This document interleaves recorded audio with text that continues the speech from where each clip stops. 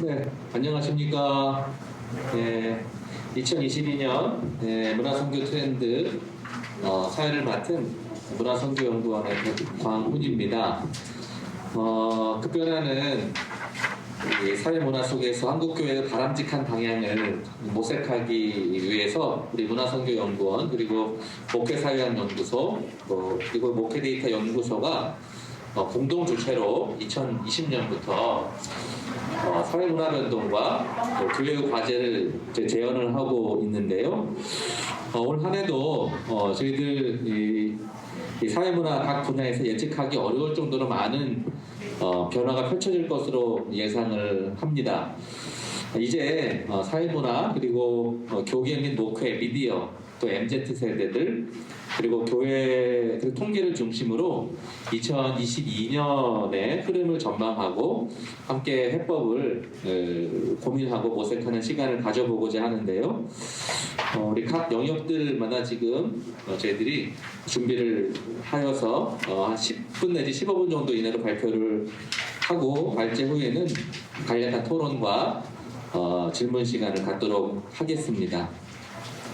먼저 순서대로 진행을 하도록 할 텐데요.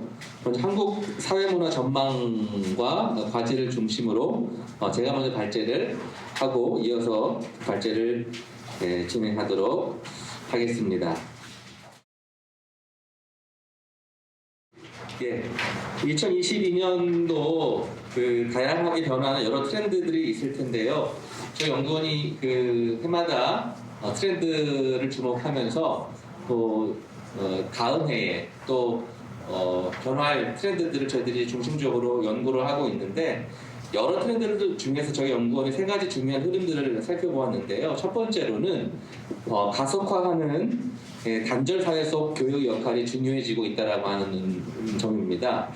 그 해마다 그 소비 트렌드를 발표하는 대한민국 소비 트렌드를 정리하는 2022 트렌드 코리아가 있죠. 거기 보면 올해 사회문화의 특징으로 나노 사회를 뽑았는데요. 아마 이 부분에 대해서는 조성동 교수님께서도 나중에 자세히 설명을 또 해주시겠지만 이 나노 사회라고 하는 이 분자화되고 개인화된 사회가 특별히 올해 굉장히 강화될 거라는 예측을 하고 있습니다.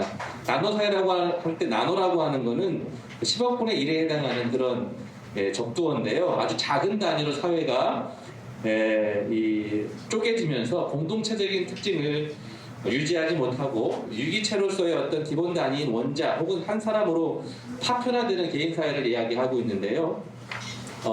한마디로 극개인화 사회로 명명할 수 있을 것 같습니다. 그러니까 모든 이들을 아우르는 트렌드라고 하는 게 지금 존재하기가 참 어렵죠. 그러니까 보면은 각 세대마다 각 사람들마다 각각의 취향과 생각들을 반영하는 트렌드들이 미세하게 나누어져 있어서 전체를 아우르는 트렌드라는 게 굉장히 찾기가 어려운 상황이고요. 그래서 개인이라고 하는 게 더욱더 단절되고 문화적으로 고립되어가는 그런 부분들을 확인을 할 수가 있습니다. 특히 1인 가구의 증가들이 코로나19로 인한 거리두기 같이 이제 결합되면서 개인이 고립이 훨씬 더 강화되고 있다는 그런 부분들이 보여지고요. 또 플랫폼 경제가 발달하면서 노동체제가 이른바 긱 이코노미라고 하는 그런 경제 체제 속에서 전통적인 어떤 직장 공동체 또한 사라지고 있다는 그런 부분들을 볼 수가 있습니다.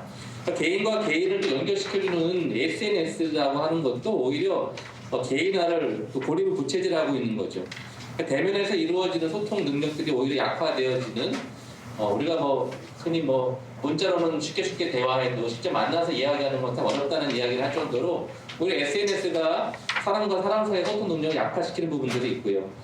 사람들은 또 24시간 연결되어 있다고 하지만 언제나 중요한 것을 나만 놓치고 있다라고 하는 포모 증후군이라고 하는 fear of missing out 이런 소외감과 단절의 두려움을 가지고 살아가고 있다는 겁니다. 고립의 문제를 해결하고 연결해준다는 소셜 네트워크가 오히려 사람과 사람, 또 동지 집단끼리만 연결됨으로써 갈등을 일으키는 이른바 디지털 종족주의를 더욱더 강화하는 부분들을 저희들이 볼 수 있게 되는 거죠.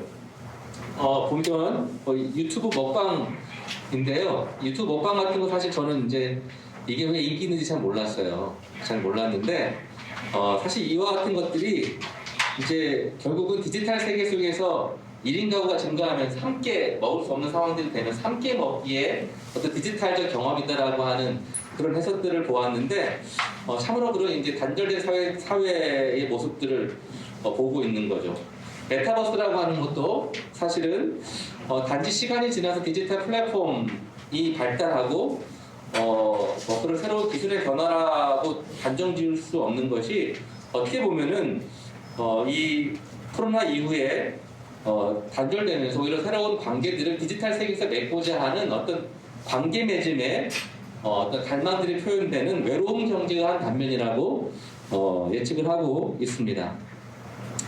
이 외로움이라고 하는 것은 사회적 질병으로 나타나고 있다는 게 문제인데요. 그래서 영국에서는 2018년도에 고독부 장관이 생겨나서 결국 이 외로움이라고 하는 것이 사회적 질병으로까지 명명이 되고 있는 거죠. 나노 사회라고 하는 것은 개인이 오히려 오롯이 자기가 책임을 져야 되는 그런 사회일 수밖에 없다는 것이기 때문에 우리가 마주하는 사회가 굉장히 또 병든 사회일 수도 있고 바람직하지 않은 사회의 모습들을 저희들이 예측해 볼 수 있습니다. 고립의 시대라고 하는 책의 저자인 노리나 허츠가 이 고립의 문제를 다뤄서 작년에 굉장히 큰 반향을 불러일으켰는데 이 책에서도 보면 결국은 지금 단절의 세계에서의 문제가 이 사회의 문제이고 이 문제를 해결할 수 있는 것은 결국은 공동체의 형성이 가장 중요한 부분이라고 하는 점들을 이야기하고 있기 때문에 앞으로 이 개인화가 가져오는 단절과 외로움의 문제를 대응할 수 있는 대안이 필요하다라고 하는 것이죠. 그 점에서 이 개인주의 시대 속 교회의 과제는 먼저는 교회 자체가 이 개인화된 사회 속에서 이 복음화라고 하는 큰 문제에 직면할 수 있다는 겁니다. 혼자 살기 때문에 사람들이 이 전도 자체가 불가능해지는 거죠. 예전에는 그냥 같이 있으니까 가족들끼리 같이 있으니까 접촉도 하고 이야기도 하지만 아예 고립되어 가고 있기 때문에 복음화라고 하는 측면에서 보면 아예 전도의 기회 자체가 아예 박탈당하는 그런 이제 문제들을 겪게 될 것이고요. 그런 점에서 디지털을 통한 복음화라고 하는 새로운 플랫폼들을 이와 같은 노력들이 매우 중요한 또 과제로 떠오른다고 볼 수 있습니다. 두 번째로는 이런 소셜 다이닝이나 디너 처치 같은 새로운 형태의 교회들이 이 공동체 형성을 위해서 필요하다라고 하는 거죠. 지금 코로나 때문에 굉장히 접촉 자체가 어려워졌지만 그 전까지만 하더라도 이제 소셜 다이닝을 응용한 디너 처치들 함께 식사하면서 함께 공동체를 만들어가는 새로운 교회들의 모습들이 등장하고 있었는데 이러한 흐름들을 저희들이 주목할 필요가 있다라고 하는 것이고요. 그 점에서 이 사회적 네트워크 그리고 연대력, 복지력을 증가시키는 선교적 교회로의 전환이 그 개인주의 시대 속에서 교회가 주목해야 될 새로운 흐름이고 모색해야 될 교회 형태라고 말할 수 있을 것 같습니다. 두 번째로는 더 좋은 미래를 위한 조건으로 ESG라고 하는 걸 뽑았습니다. ESG라고 하는 논의가 작년에 굉장히 활발하게 논의가 되었던 주제들이죠. 일반적으로 트렌드를 메가 트렌드와 마이크로 트렌드 나눌 수 있는데 마이크로 트렌드는 아주 짧은 시간, 단기간에 벌어지는 거라면 메가 트렌드는 한 10년 정도를 바라보는 굉장히 큰 트렌드라고 볼 수 있는데 이 ESG는 그 점에서 앞으로 10년을 저도 10년 동안 전 세계적으로 사회적으로 흐름을 주도하는 열풍을 주도하는 트렌드라고 메가 트렌드라고 볼 수 있을 것 같습니다. ESG라고 하는 건 친환경, 사회, 투명 경영을 하는 게 약자죠. 그래서 이러한 가치들을 기업 활동의 우선으로 삼는 기업들이 선택을 받는다라고 하는 것, 저희들이 이제 들어서 또 알 수 있는 부분입니다. 세계 최대 투자원의 모건 스탠리가 ESG에 투자하지 않는 그룹은 앞으로 투자하지 않겠다라고 하는 말 때문에 촉발되기도 했던 건데요. 한 예로 지금 여기 보면 레고 회사인데 레고 회사마저도 이제는 이제 플라스틱을 쓰지 않는 그런 상황이어서 레고가 친환경 플라스틱을 개발을 해서 이 소비자들이 플라스틱을 선호하지 않기 때문에 장난감을 사주지 않는 그런 이제 흐름들이 있는데 레고 같은 경우는 2030년까지 모든 블록들을 친환경 플라스틱으로 바꿔서 물건들을 만들겠다라고 하는 그런 이야기도 꺼내고 있는데요. 환경이라고 하는 것, 그리고 사회적 책임이라고 하는 것, 그리고 건강한 회사, 오너 중심이 아닌 이해관계 당사자들이 함께 만들어가는 건강한 그런 거버넌스를 갖춘 기업들이 선택을 받는다라고 하는 거죠. 하고 그 점에서 코로나19 교회, 19 이후의 한국 교회가 비재무적 내러티브를 만들어가야 된다는 점을 제안을 하고 싶습니다. 사실은 지금 한국 교회 가장 큰 문제 중에 하나는 코로나19 이후의 한국 교회 문제입니다. 지금 다들 교회 출석하시는 분들이 많으시니까 교회 자체가 지금 젊은 사람들을 오지 않고 코로나 이전으로 돌아간다는 게 굉장히 어렵다는 걸 저희들이 잘 알고 있죠. 근데 한국 교회가 지금까지 어떻게 보면 숫자라고 하는 것, 재무적인 것을 통해서 교회를 평가하고 목표를 평가하는 그런 문화들이 있었습니다. 헌금 액수가 많아야 되고 교회 수가 많아야 되는 이런 흐름들이 있어 왔던 거죠. 근데 그게 회복된다는 게 굉장히 어렵다는 걸 지금 실감하고 있는데요. 그거는 재무적 지표로만 저희들이 교회를 평가해 왔기 때문인 거죠. 그런 점에서 과거의 교회와 지금의 현재의 상황들이 갭 때문에 교회와 목회자들이 굉장히 어려운 상황에 직면할 가능성이 많이 있습니다. 그 점에서 이 ESG라고 하는 가치는 기업이 재무적 가치만 중요한 게 아니라 비재무적인 가치가 중요하다는 것들을 얘기하고 있는 거거든요. 환경과 사회적 책임과 그리고 거버넌스라고 하는 지배구조라고 하는 이 비재무적 요소들이 중요하다는 점에서 한국 교회가 이 비재무적인 어떤 이 점들을 교회됨의 중요한 가치 기준으로 삼을 필요가 있다라고 하는 겁니다. 내러티브 자본이라는 얘기를 하죠. 좋은 이야기를 가지고 있는 기업이나 개인들이 사람들이 선호를 받고 선택된다라고 하는 이야기인데요. 한국 교회가 가지고 있는 좋은 이야기들, 내러티브들, 그 내러티브라고 하는 게 결국은 교회 공동체가 이 현금 액수가 아니라 여러 상황 속에서 사람들에게 보여주는 어떤 이 건강한 교회됨을 이야기하는 거죠. 건강한 성도들의 보름받는 교회들, 환경에 관심하는 교회, 여성 청년들이 함께하는 거버넌스를 가지고 있는 교회들, 지역과 성장하는 교회들, 소외된 이들과 함께하는 교회, 사회적 제도로서 사회적 공공성을 증진하는 여러 교회들의 이야기들이 교회의 이야기가 되고 그것들이 상징 자본이 되는 새로운 교회 선택의 기준이 되는 그런 점에서 한국 교회가 그 재무적 내러티브를 구축해야 되는 그런 계기로 삼아야 된다라고 확인할 수 있을 것 같습니다. 마지막으로 그 팽창하는 노년 세대 그 에이지 프렌들리 공동체가 교육 과제라고 선택을 했는데요. 세대 지형을 연구하는 게 굉장히 중요한 과제죠. 고령화 현상이라고 하는 건 한국 교회만의 문제는 아니고 전 세계적인 문제인데요. 2022년도는 이런 시니어 세대에 대한 담론이 활발해질 것으로 보고 있습니다. 지금은 트렌드를 예측을 하거나 관심을 가질 때 청년들에 대한 MZ들에 대한 관심이 굉장히 집중되어 있는데 사실은 지금 주목해야 될 세대는 60대 이상의 연령층이라고 하는 거죠. 그 마우로 기엔이 케임브리지 대학의 교수신데 2030 축의 전환이라는 책에서 60세 이상이 전 세계 자산의 절반 이상을 소유하고 있고 향후 10년간 세계의 중심축이 고령자와 여성 그리고 아프리카로 이동할 것이라는 예측을 하면서 굉장히 주목을 받았는데요. 그 점에서 보면 지금 인구학적으로 2030년에 이르면 전 세계 60세 이상이 35억 명에 다다를 전망이고 2020년에 우리나라 65세 이상 인구는 전년보다 약 44만 명 증가한 813만 명이 될 거라고 예측을 하고 있습니다. 15.7%를 차지할 거라고 보고요. 2025년도에는 20.3%까지 올라갈 거라고 예측을 합니다. 현재 매 5만 4천 명이 60세 생일을 맞이하고 있다라고 이야기를 하고 있는 거죠. 그 점에서 앞으로는 에이지 프렌들리 기업이나 브랜드, 도시와 지자체만이 성장하는 시니어 시장의 혜택을 받을 수가 있고 이제 고령자를 배제하는 방식으로는 기업과 사회가 절대 성장할 수 없다라고 하는 이야기들을 많이 하고 있습니다. 오늘 뉴스를 제가 들었는데요. 지금 이제 그 은행에서 앞으로 65세 이상 시니어들은 ATM기를 사용할 때 수수료를 면제시켜준다고 그럽니다. 왜냐면은 그 모바일로 가니까 어르신들이 하기 힘든 거예요.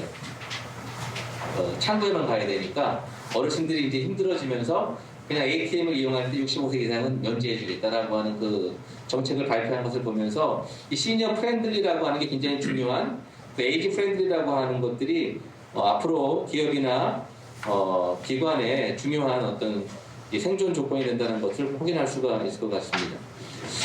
그 점에서 교육 과제는요, 이 시니어 세대에 대해서 관심을 가져야 되는데, 단지 시니어 세대에 대한 과거의 이해들, 우리나라 교회 성장을 이끌었던 잊혀진 세대라든가, 노인은 뭐 이래라고 하는 노령 담론에 갇힌 세대, 그리고 교회가 단순히 돌보아야 될 대상으로 보는 것이 아니라, 이제는 그 시니어에 대한 생각들을 완전히 바꿔야 될 때가 됐다라고 하는 겁니다. 그들이 가진 다양한 에너지를 공동체 속에서 녹여내야 되고요. 액티브 시니어라고 그러죠. 굉장히 활동적인 이들, 상당한 구매력을 가지고 유명의 자산을 가지고 있는 그들을 사회 공동체 그리고 교회 안에서 녹여내도록 하는 과제가 필요하다는 하는 겁니다. 그리고 그들이 점점 앞으로 많아질 것이기 때문에 그들을 어떤 교회 공동체 안에서 소통하고 함께할 수 있는 새로운 그룹들을 하루밖에 만들어야 된다고 하는 것이죠. 그래서 시니어 교구뿐만 아니라 그들이 적극적으로 활동할 수 있는 새로운 그릇들을 교회들이 만들어가는 과정들이 바로 올 한 해 주목해야 될 과제라고 보여지고요. 특별히 코로나19가 되면서 급속하게 온라인 교육가 되면서 사실은 이 디지털 측면에서 노년 세대들이 굉장히 소외를 많이 받았던 측면들이 있죠. 통계상으로도 그런 부분들이 많이 나와 있을 텐데요.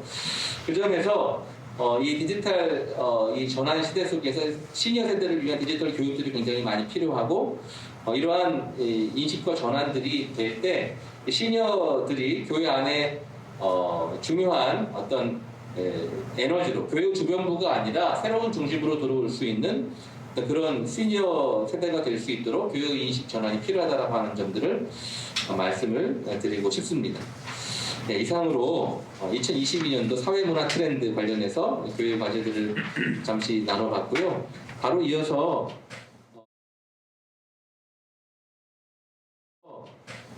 우리 시천신학대학교에 섬기시고 또 목회 사회학 연구소장으로 섬기시는 조성돈 교수님께서 목회 트렌드에 대해서 바로 이어서 발제해 주시겠습니다. 네, 반갑습니다. 조성돈입니다. 이번 그 제목을 도리에 돌 없는 세상이라고 제가 이렇게 말씀을 드렸는데 누가복음 21장 6절에 너희 보는 이것들이 돌 하나도 도리에 남지 않고 다 무너뜨려지리라 이런 말입니다.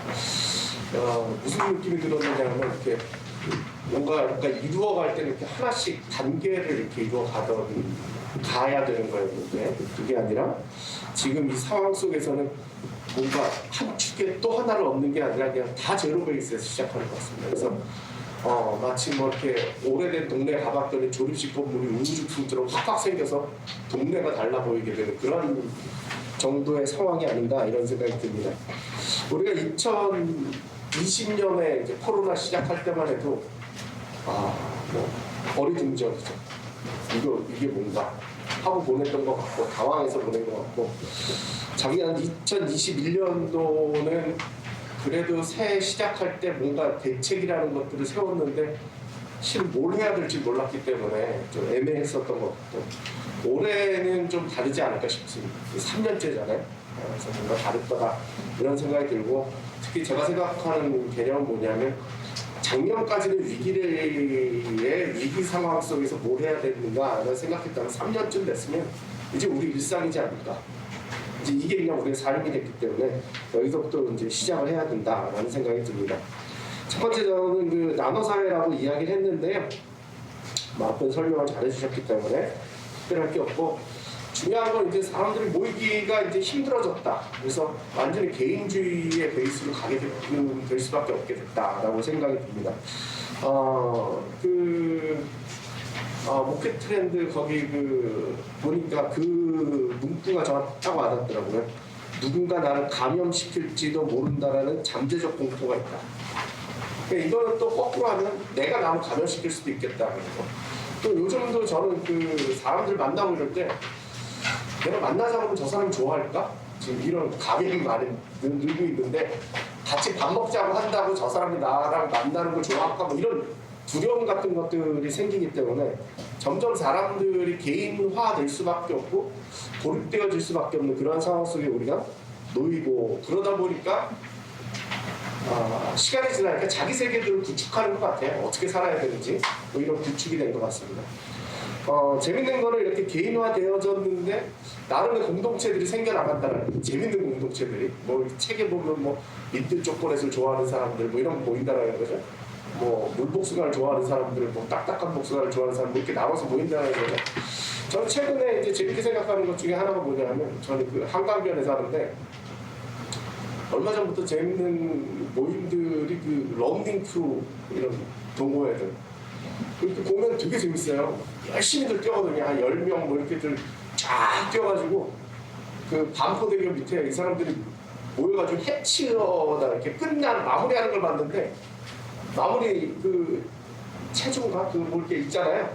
하고 나서는 수고하셨습니다. 박수 치고 쫙 헤어지더라고요. 되게 놀랐어요. 우리 세대들은 끝나고 뭐 같이 또 어디 가야 되는데 전혀 그런 게 없이 그냥 이 사람들 모이기 달리기 위해서 모였다라는 거죠.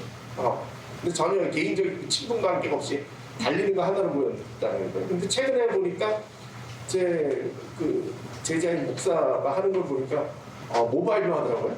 그래서 모이지도 않고 각자 뛰고 기록은 공유되고 그래가지고 최근에 보니까 무슨 환자들 돕는 크리스마스 특집 해가지고 어디 모이면 아마 나이킨가 어디에서 그 돈을 대주는 뭐 그런 것도 하고 있는 것 같아요. 한국교회도 이제 비슷한 상황이 되지 않았는가.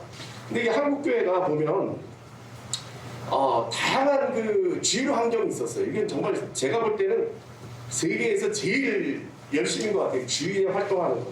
그래서 김장도 이 상황 속에서도 김장도 담그시고 이게 옛날 사실이겠죠. 성가대도 있고 교통 정리하시는 분들도 있고 뭐 이런 활동들을 했다 이 말이죠. 이게 열심히 내는 거 이게 주분이 상당히 중요한 부분이 뭐냐 하면 실은 교회 일꾼들이 만들어주는 거죠.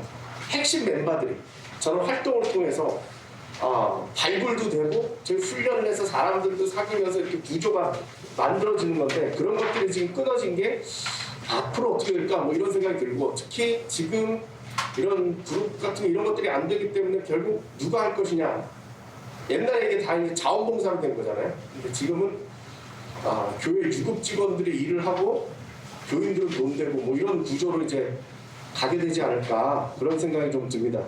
그런 의미에서 다양한 소그룹이 필요할 것 같은데 이건 저희 수업 시간 준 모습인데 이런 소그룹들이 많이 좀 생겨나야 될 것 같다. 특히 이제 얼굴을 이렇게 직접 안 만나도 되는 그런 소그룹들이 좀 생겼으면 될 것이다. 그 다음에 이제 스마트 세인트라고 제가 이름을 붙여놨는데 그 스마트 컨슈머를 보고서 우리 교인들도 그렇다. 이거 뭐라고 번역을 해야 될지 모르겠는데 스마트한 성도들. 요즘 소비가 참 쉬워졌죠. 앱이나 뭐 이런 거 가지고. 근데 쉬워졌다라고 하기엔 좀 그렇습니다. 왜냐면 너무 선택권이 많은 거예요. 가지수가. 그 가운데서 뭘 산다라는 게 너무 힘든 것 같아요. 이거 제가 이용하는 쇼핑 사이트들입니다. 카드사의 포인트도 받아야 되고 중국의 알리익스프레스 쿠팡 한국에 그 다음에 영양제는 미국의 아이버브 커피는 독일의 태국 뭐 이런 데서 다 직구를 해서 먹어야 된다 이 말이죠. 전 세계의 시장을 둘러봐야 되고 거기에 그 조건도 봐야 되고 그 가운데 뭘 산다는 건 상당히 어렵죠. 그러니까 스마트한 컨슈머가 돼야 된다는 거예요. 지혜로워야 되고 심지어 이제 당근에다 팔 생각까지 해야 되니까 이게 중고가가 얼마까지 고민을 해야 된다. 그냥 똑똑해야 된다는 거죠. 이런 가운데서 또 똑똑한 그 스마트 컨슈머 같은 경우의 결과는 공유 산업이죠. 굳이 매이지 않겠다라는 거죠. 순간순간 이용하겠다라는 그러한 생각들을 가지고 있기 때문에 뭐 집을 사지도 않고 차도 필요 없고 차도 그때그때만 필요할 때 약간 골라서 쓰겠다라는 거죠.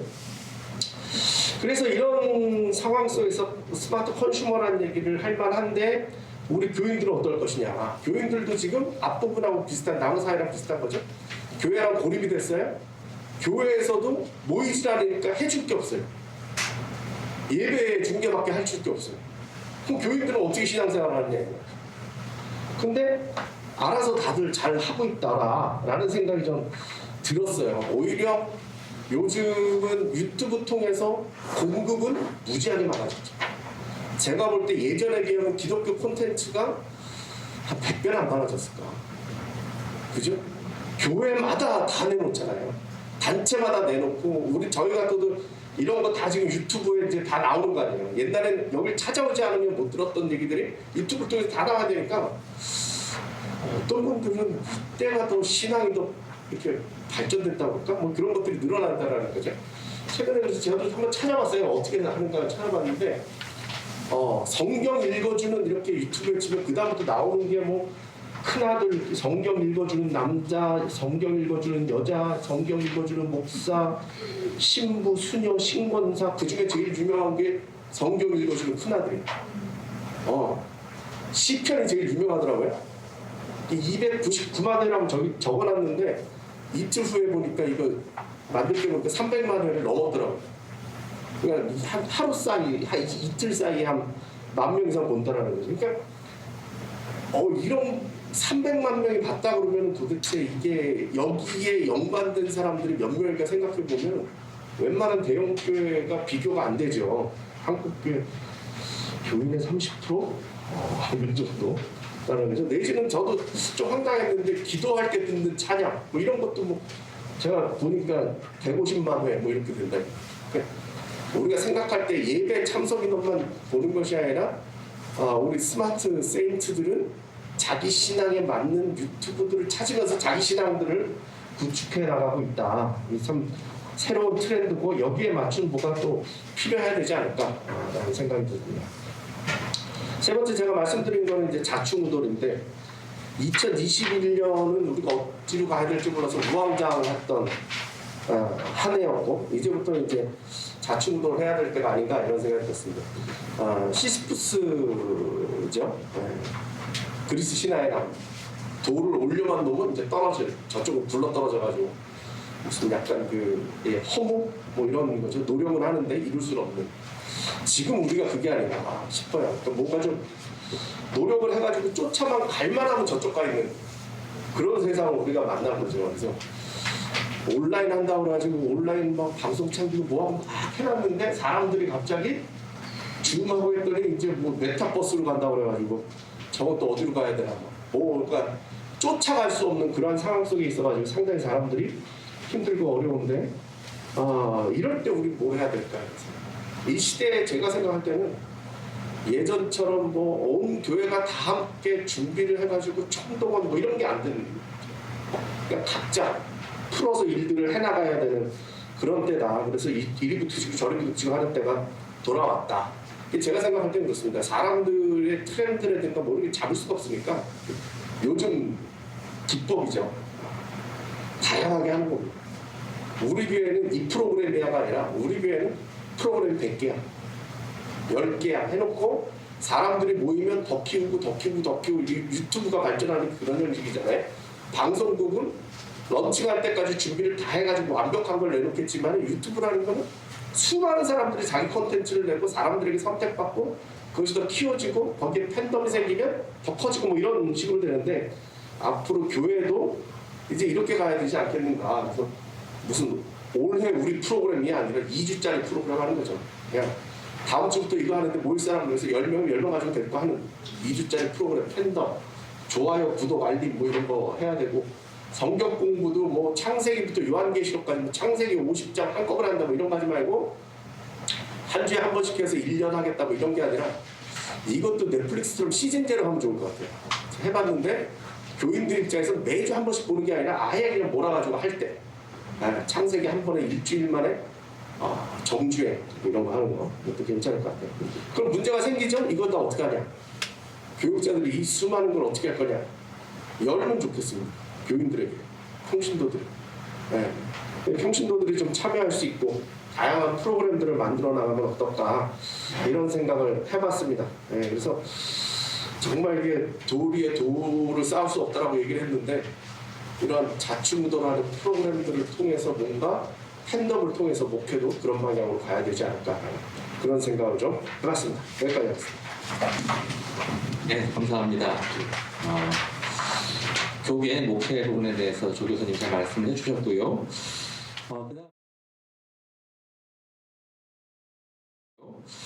그 다음에는 발제 3입니다. 여러분들 가지고 계시는 자료집 14페이지인데요. 우리 2022년 디지털 미디어와 교회 전망과 과제인데요.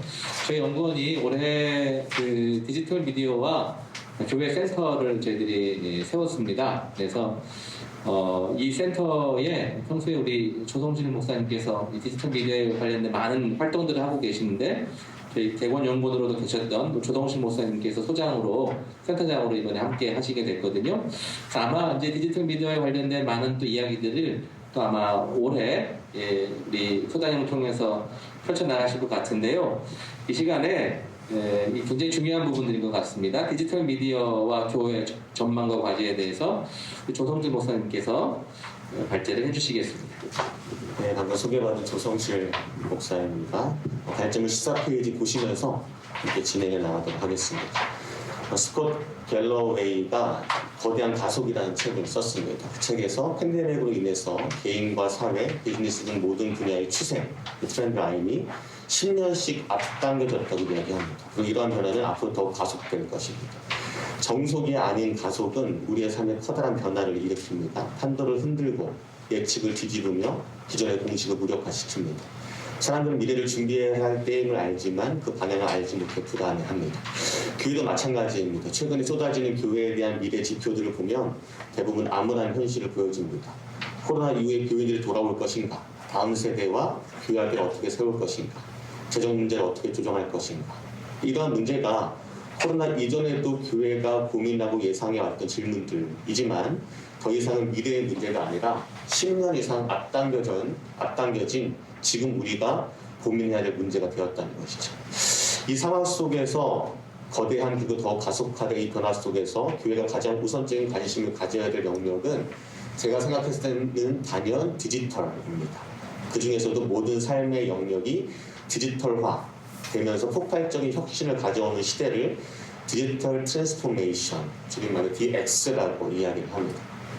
저는 교회 지도자들이 지금 계속해서 관심을 가져야 될 개념이 이 디지털 트랜스포메이션이라고 강조를 하고 있습니다. 작년 올해 굉장히 핫한 단어가 메타버스이죠. 저에게도 많이 강의도 들어오고 강의도 의뢰를 하고 또 저도 많이 설명을 하는데 저는 분명히 메타버스에 대한 명암을 말씀을 드리고 또 우리가 어떻게 메타버스를 바라봐야 하는가에 대해서 설명을 드립니다. 무슨 얘기냐면 메타버스가 필수적으로 방향성을 정하고 가기 위해서는 선행 단계가 필요합니다. 당연히 디지털이고 또 인터넷이에요. 근데 많은 목사님들 만나봤을 때는 그 교회의 디지털화나 아니면 제대로 된 홈페이지의 기능조차 되어 있지 않은데 우리가 메타버스를 구축하고 싶다라는 것이죠. 이 현상은 뭐냐면 마치 집을 건축할 때에 지붕부터 쌓는 겁니다. 메타버스를 가기 위해서는 당연히 집을 건축하는 것처럼 기반을 다지고 기둥을 쌓고 벽을 올려야 되는데 너무 결과론적으로 메타버스가 가져올 어떤 장밋빛 미래만을 그리다 보면은 우리가 정말 해야 될 중요한 일들을 놓칠 수 있다라는 생각을 해야 된다는 거죠. 그런 의미에서 저는 올해 3가지 키워드를 우리가 좀 집중해서 이 디지털화에 대한 준비를 해나가야 된다고 생각을 합니다. 첫 번째가 빅데이터입니다. 작년 12월 26일 월스트리트 저널에서 한 기사가 나왔는데 데이터 분석 기업인 블루라는 기업이 있습니다. 여기에서 지역교회와 협업해서 새로운 교인들을 빅데이터를 통해 모집하고 봉사활동을 연계해주고 있다라고 보도를 했습니다. 그러니까 새로운 신자를 교회로 모집하는 데에 빅데이터를 사용하고 있다는 거죠. 현재 3만여 개의 미국 교회가 이 기술을 도입했고 점차 확대될 전망입니다. 근데 사실 이게 새로운 기술이 아니라 이미 아마존이나 구글이나 넷플릭스 같은 빅테크 기업들은 이 빅데이터 분석을 통해서 타겟팅을 하죠. 자신들의 상품을 누구에게 팔 것인가를 정확하게 타겟팅해내는 거예요. 그래서 우리가 흔히 느끼는 경험 중에 하나가 네이버에서 무언가를 검색하면은 내 SNS에 그 제품이 올라오는 경우도 있지 않습니까? 유튜브에 무언가를 검색하면 연관 영상들이 계속해서 추천되는 그런 것들이 빅데이터를 검색해서 AI가 추천을 해주는 시스템이라는 거죠. 이것을 이 블루라는 회사가 교회에 접목을 시킨 겁니다. 예를 들어 이 성도가 아니면 지역 주민인 누군가가 우울증 약을 먹는다거나 아니면 이혼에 대해서 검색을 했다거나 아니면 심각한 암의 질병에 걸렸다거나 하는 데이터들이 분석이 되면 그 지역의 교회에서 가장 이 사람에게 시급한 이 사람에게 가장 필요한 돌봄을 줄 수 있는 교회를 매칭시켜 준다는 것이죠. 이러한 시스템들 빅데이터를 통해서 지금 분석되고 있다는 것입니다. 밑에서 두 번째 줄 끝입니다. 교회로부터 근저성과 현재 교회가 제공하는 신앙 훈련 및 돌봄 프로그램, 교회 수용 능력 등을 토대로 교회와 교인들을 연결해주고 있다는 것입니다. 다음 문단입니다. 아직 한국에는 이러한 교회 전문 빅데이터 플랫폼이 없지만 지금 우리가 할 수 있는 것은 교회가 또 목회자가 당회가 이러한 데이터 분석에 관심을 가져야 된다는 거예요. 가장 쉽게 실천할 수 있는 것은 저희들도 마찬가지인데 교인들이 이제 올 때에 그냥 왔다 가는 것이 아니라 반드시 교인 출입증으로 QR 체크를 하게 되겠습니다. 이것이 한 주 한 주 쌓이면 굉장히 중요한 데이터가 됩니다. 온라인도 마찬가지죠. 온라인으로 유튜브로 누가 예배를 드리는지 그냥 조회수만 확인할 것이 아니라 그 밑에 구글 시트를 통해서 누가 이 예배를 드리고 있는지를 확인할 수 있어야 됩니다. 그것들을 연령별로 나누고 또 지역별로 나눠서 지금 성도들이 우리 교회에 출석을 하고 있는가에 대한 분석을 할 수 있고 또 이런 분석을 기반으로 새로운 사역들을 창출해낼 수 있다는 것이죠. 그러니까 보이지 않는 미래를 우리가 걸어가고 있는데 앞으로 해왔던 사역이 아니라 정말 새로운 창조적인 사역을 해야 될 텐데 물론 성령의 도우심과 영감이 중요하겠지만 이제는 이에 걸맞는 데이터 분석에서부터 그런 새로운 사역들이 시작돼야 된다는 강조입니다. 두 번째 키워드는 넘어가겠습니다. 그래서 실제감 기술이라고 제가 적어놨고요. 김난도 서울대 소비자학과 교수와 연구진이 10대 트렌드 중 하나로 실제감 테크를 제시합니다. 이는 실제와 가상의 경계가 사라지는 시공간의 한계를 극복하는 기술로 메타버스가 대표적인 사례입니다. 이 실제감, 프레젠스란 어딘가에 존재하는 느낌입니다. 근데 이것은 지극히 개인적이고 주관적인 인식입니다. 코로나19로 인해서 대부분 학교의 수업이 온라인으로 대체되었죠. 그리고 온라인 수업에서 가장 중요한 요소로 무엇을 꼽느냐 하면 교수 실제감을 꼽습니다. 이 말은 온라인 수업을 통해서 학습자인 학생이 수업에 몰입하고 또 수업 가운데 상호작용되기 위해서는 교수자가 선생님이 실제로 존재하는 사람이구나라는 것을 인식해야 이 학습의 효과가 올라간다는 거예요. 이러한 것들을 증대시키기 위한 기술을 실제감 기술이라고 이야기합니다. 그런데 실제감 기술이라고 했을 때 세 가지 요소가 있습니다. 다중감각, 동시성, 상호관계성. 가장 먼저 떠올릴 수 있는 것이 다중감각인데 이것은 여러 가지 감각이 서로 상호작용하면서 실제감을 더하는 겁니다. 예를 들어 예배를 드릴 때에 시각, 눈으로 보기도 하지만 또 청각, 듣는 게 중요하거든요. 많은 교회들이 비디오는 많이 신경을 쓰는데 오디오에 신경을 못 써서 음이 많이 깨진다거나 작다거나 들리지 않는 경우가 많이 있습니다. 그렇게 되면 어떻게 되는가? 실제감이 떨어진다는 것이죠. 그래서 이러한 다중감각을 통해서 실제감을 끌어올릴 수 있는 노력이 필요합니다. 그런데 제가 더 강조하고 싶은 것은 사실 이 다중감각에 많은 하드웨어와 인프라를 투자하는 것도 중요하지만 그러지 않아도 특별히 작은 교회들에서 그렇게 많은 인프라를 투자하지 않아도 실제감을 끌어올릴 수 있는 기능들이 많다는 겁니다. 두 번째가 뭐냐면 동시성, 지금 함께하고 있구나. 그렇기 때문에 제가 제안드리는 것은 물론 녹화된 영상을 트는 예배도 좋겠지만 가능한 실시간으로 스트리밍으로 드리는 예배를 추천드립니다. 화면 속에 목사님은 낮인데 예배 드리는 사람은 밤이면은 당연히 이질감이 느낄 수밖에 없거든요. 그래서 이런 실시간 스트리밍 할 수 있는 노력들을 해야 된다는 것이고 또 마지막으로는 상호 관계성인데 이러한 실제감을 증대시킬 수 있는 가장 손쉬운 방법은 이름을 부르는 것입니다. 그래서 교수자가 학습자 이름을 부를 때에 실제감을 느낍니다. 그래서 마찬가지로 교회도 온라인 예배 속에서 이런 상호 소통의 기회를 늘려가기 위해서 교인들의 이름을 부를 수 있다거나 학생들의 이름을 부르거나 아니면 출석에 가능한다거나 이런 채팅을 통해서 예배에 참여할 수 있도록 시도를 해야 합니다.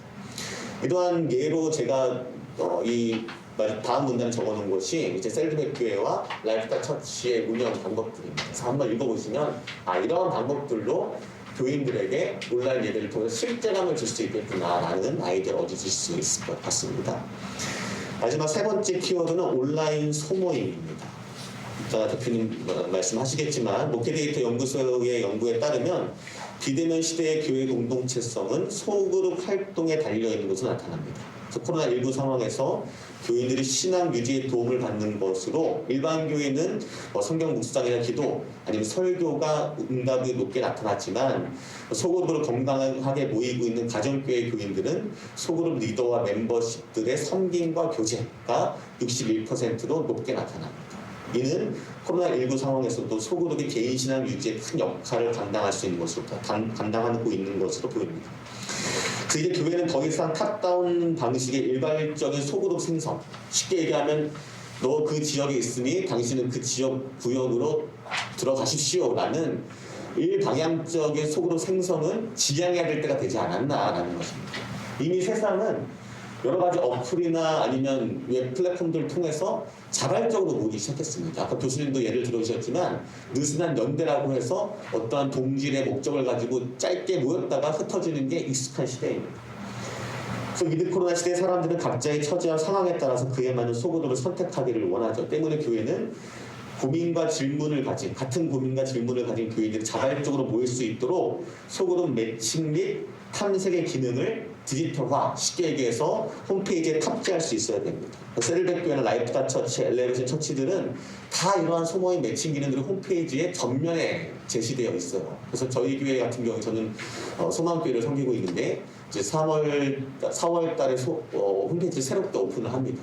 근데 가장 핵심적인 기능이 뭐냐면 소그룹 검색 기능, 소그룹 매칭 기능, 그리고 봉사활동 매칭 기능, 그리고 이 구역으로 모일 수 있는 기능들, 저희 자신의 취미나 아니면 성경 공부를 통해서 모일 수 있는 기능들을 전면에 내세우고 있습니다.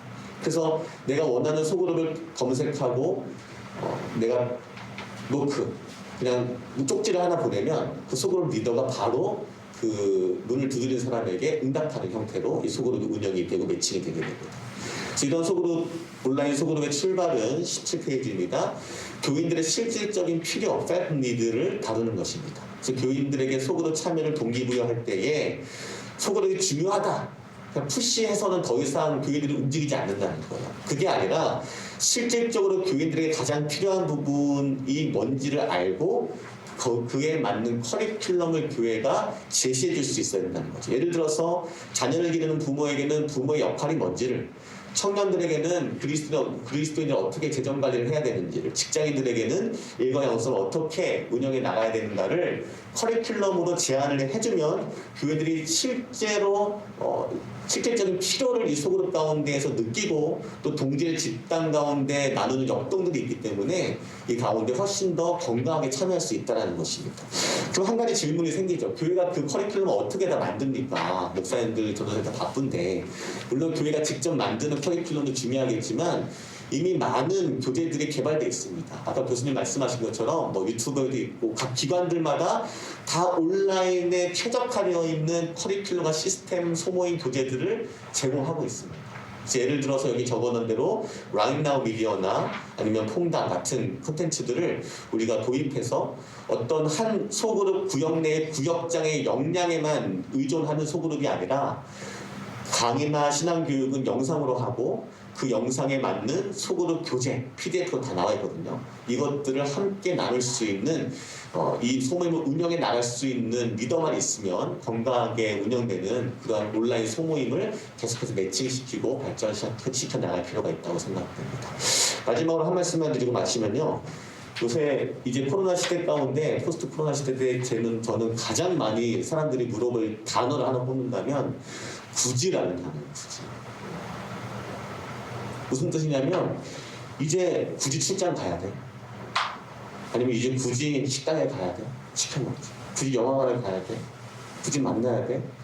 이 질문이 어디로 옮겨가냐면 이제 굳이 교회에 가야 돼? 라는 질문 가운데 옮겨간다는 것입니다. 그 가운데 우리가 본질적인 질문에 대한 답을 줄 수 있으려면 시대에 맞는 옷을 입어야 되지 않는다고 생각합니다. 이상입니다. 네, 감사합니다. 바로 이어서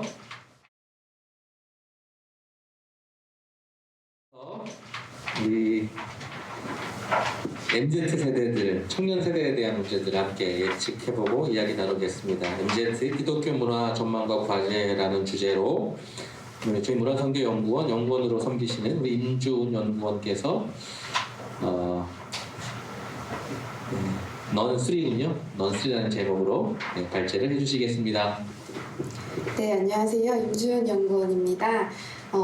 원래 새해가 되면은 이제 각종 출판사나 뉴스에서 새해 이제 트렌드 키워드들을 발표하곤 하는데 2019년부터는 MZ라는 명칭으로 이제 통칭되는 세대가 이끌어갈 다음 세대의 어떤 문화나 그런 것들을 트렌드를 키워드를 발표하면서 전망을 하기 시작했습니다.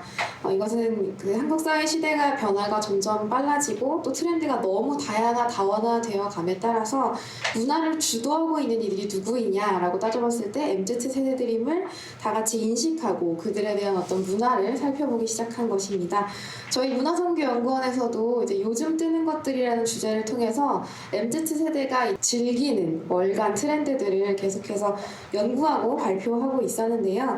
아래는 작년 한 해 동안 MZ 세대에서 이제 매달마다 유행했던 어떤 마이크로 트렌드들이라고 보실 수 있습니다. 함께 보시면은 세컨슈머, 가치 소비, 메타버스, 뉴미디어 소통 방법, 할메니어 열풍, ESG 감수성, 그리고 그린워싱 논란, MZ 세대가 원하는 조직 문화, 그리고 세대별 애국심 변화가 있습니다. 네, 여기서 흥미로운 지점들을 제가 하나 발견을 했는데요. 이 키워드들이 단순히 MZ 세대 안에서만 함께 즐기고 유행하고 끝난 것이 아니라 각종 소비시장과 대중문화를 포함한 한국 사회 전반의 반향을 불러일으켰다는 것입니다. 근데 그렇다고 해서 이 모든 키워드들이 MZ 세대가 전혀 없던 것을 탄생시킨 것은 아닙니다. 계속해서 발전해온 디지털 환경이 있었고 오랫동안 계속 제기되었던 기후 위기 환경 문제가 있었죠.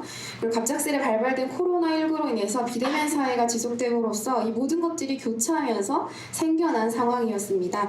그런데 MZ 세대가 이런 상황들을 영리하게 이용하고 혹은 극복하고 혹은 다시 올바르게 고쳐나가려고 애를 쓰면서 새로운 트렌드들로 하나하나 만들어냈다는 지점이 굉장히 놀랍다고 생각됩니다. 그런 의미에서 2021의 마이크로 트렌드들을 제가 한번 다시 되짚어보면서 이것들을 통해서 2022년에 MZ 세대가 가질 어떤 특성을 제가 3가지로 전망했는데요.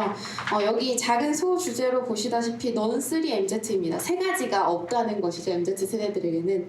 첫 번째는 경계가 없는 세대입니다. 디지털 네이티브라고도 불리는 이 세대는 말 그대로 디지털 환경 속에서 나고 자랐습니다. 여기서 보시면은 이런 증강현실을 통해서 사진을 찍는 것이 거의 매일이고 메타버스를 통해서 이제 뭐 쇼핑을 하고 만나고 무언가를 생산할 수 있고 또 유튜브를 통해서 내가 어떤 콘텐츠의 주인공이 되어볼 수 있게 되었습니다. 그리고 또 저런 과거에 어떤 나왔던 영화나 예능 프로에서 계속해서 사진을 가져와서 밈과 그런 어떤 짤을 만들어서 유행을 소비하고 있는데요. 이런 것들을 봤을 때 이 MZ 세대 사이에서는요, 이제 전통적인 공간의 개념이 많이 허물어졌다고 볼 수 있습니다. 메타버스라는 어떤 온라인 공간과 또 오프라인 공간의 경계가 허물어졌다고 볼 수 있고요. 또 그 주조연 간에 어떤 사람이 예전에는 이제 연예인들만 대중 앞에 설 수 있었는데 이제는 내가 주인공이 되어볼 수 있고 그래서 요즘 이제 인플루언서나 연반인이라는 말을 많이 하잖아요. 일반인과 연예인이 섞인 연반인 그런 존재들도 많이 나타나고 있고 또 과거의 모든 콘텐츠들을 끌어와서 언제든지 적재적소하게 사용하는 MZ 세대 사이에서는 뭐 과거와 현재와 미래라는 어떤 시간의 경계까지 허물어지고 있다고 볼 수 있습니다. 이런 경계 없음의 특성은요, MZ 세대 사이에서 가치관의 변화로도 나타나고 있는데요. 여기서 보시면은 세대별 중요하다고 생각하는 사회 분야 탑3를 한번 대학내일 연구소에서 조사를 했는데 가장 MZ 세대가 중요하게 생각하는 1위 주제가 인권과 평등이었다고 나와 있습니다. 또 세대별 다양한 삶의 방식 이해 정도를 봤을 때 확실히 Z세대랑 밀레니얼 세대는 비혼 출산, 분자가족, 비혼주의, 딩크족 이런 어떤 새로운 가족 형태에 대해서 굉장히 존중을 하고 있고 열려있고 또 정상가족과 비정상가족이라는 과거 어떤 전통의 그 분리된 개념들을 굉장히 많이 허물어가고 있다는 것을 볼 수 있습니다. 근데 이것은 이들의 생각, 변화된 가치관에서만 멈춰있는 게 아니라 각종 기업의 홍보 마케팅이나 대중문화 콘텐츠들로도 다 들어가서 달라진 사회적 가치관을 담은 많은 콘텐츠들이 만들어져 가고 있습니다. 확실히 MZ세대는 어떤 서로를 습득하고 포용하는 개방성이나 또 존중하고 이해하는 다양성을 추구하는 세대이기 때문에 이런 것들이 사회에 젖어들고 있는 것 같습니다. 두 번째는요, MZ세대는 소속 없음이라는 특성으로 나눌 수 있는데요. 계속해서 조성동 교수님께서도 말씀하시고 백 원장님께서도 말씀하셨는데 나노사회, 어떤 초개인주의에 대해서 이제 되어가고 있잖아요. 특별히 Z세대는 초개인주의가 가장 심화된 세대라고 합니다.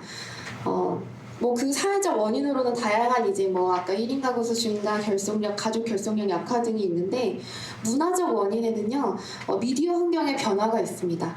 알고리즘으로 인해서 언제든지 어디서나 내가 원하는 취향에 맞는 콘텐츠들을 소비할 수 있고요. OTT 플랫폼을 통해서 옛날에 저거 이제 그 모래시계가 막 저런 드라마가 할 때는 시청률이 63.5%까지 막 육박하면서 대한민국의 모든 세대가 모든 이들이 함께 즐겨보는 어떤 메가 트렌드 그런 대중문화가 있었는데 이제는 굉장히 자신들이 원하는 어떤 그런 콘텐츠를 소비할 수 있는 시대가 왔다는 것입니다. 이런 원인들이 MZ세대의 어떤 소속감을 잃어버리게 만들었다는 원인입니다. 근데 재밌는 거는 MZ세대가 소속감이 아예 없는 것은 아니에요. 이들이 온라인에서 경험하는 소속감은 굉장히 또 다양하고 재미있는데요.